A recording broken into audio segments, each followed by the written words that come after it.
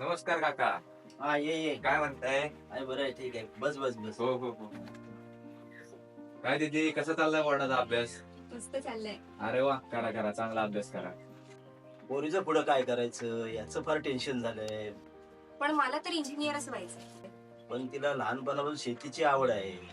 मग तर चांगलंच झालं की तिला इंजिनियरच बनवा, ते पण तिच्या आवडत्या क्षेत्रात म्हणजे कृषी अभियांत्रिकी. काय आहे नक्की कृषी अभियांत्रिकी?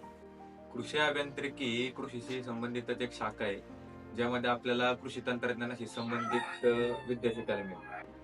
पण ही पदवी घेण्यासाठी महाविद्यालय कुठे आहे? डॉक्टर बाळासाहेब सावंत कोकण कृषी विद्यापीठ अंतर्गत शासकीय कृषी अभियांत्रिकी व तंत्रज्ञान महाविद्यालय दापोली. महाविद्यालयाची भव्य अशी इमारत आहे. या महाविद्यालयात उच्च दर्जाचे ग्रंथालय, डिजिटल लायब्ररी अशा अनेक सुविधा सुद्धा आहेत. कृषी म्हटलं की प्रात्यक्षिका आली, तर त्यासाठी फील्ड लॅब सुद्धा आहे. हे तर ठीक आहे, पण त्यासाठी खर्च सुद्धा जास्तच असेल ना? अजिबात नाही. विद्यार्थ्यांसाठी फीस फारच कमी आहे आणि त्यासाठी शासनाच्या अनेक लाभदायक योजना सुद्धा आहेत, जसं की पोस्ट मॅट्रिक स्कॉलरशिप, शैक्षणिक शिष्यवृत्ती इत्यादी. हे तर खूपच चांगलंय. पण दादा, या डिग्रीत मला काय काय शिकायला मिळेल? यामध्ये 6 डिपार्टमेंट आहेत. पहिलं कृषी यंत्रे आणि शक्ती अभियांत्रिकी, दुसरं सिंचन आणि निचरा विभाग, तिसरं प्रक्षेत्र संरचना अभियांत्रिकी, चौथं मृद आणि जलसंधारण अभियांत्रिकी, पाचवं कृषी प्रक्रिया अभियांत्रिकी आणि शेवटचं म्हणजे अक्षय ऊर्जा अभियांत्रिकी विभाग. यानंतर तुला 6 महिन्याची ट्रेनिंग देखील दिली जाईल.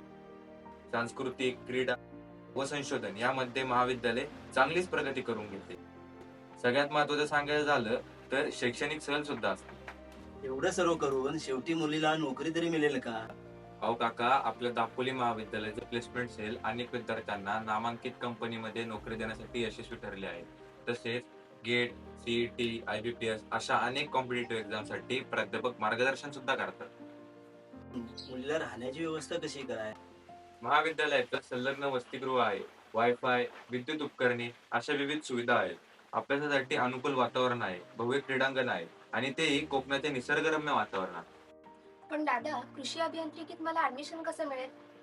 पीसीएम मधून एमएसटी सीईटीची परीक्षा द्यावा लागेल. असं असेल तर मी नक्कीच कृषी अभियांत्रिकीत प्रवेश घेणार. तर चला, कृषी अभियांत्रिकीत प्रवेश घेऊ. कृषी पर्वात नवीन पाऊल ठेवू.